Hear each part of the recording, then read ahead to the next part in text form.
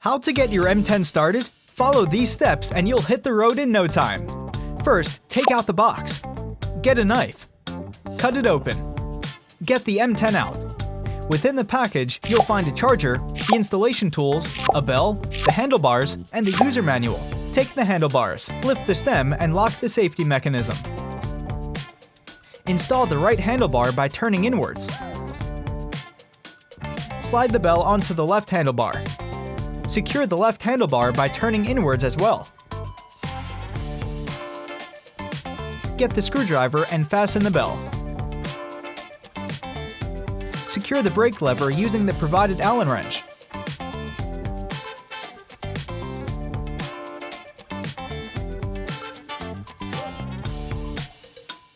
Now your M10 is all set up.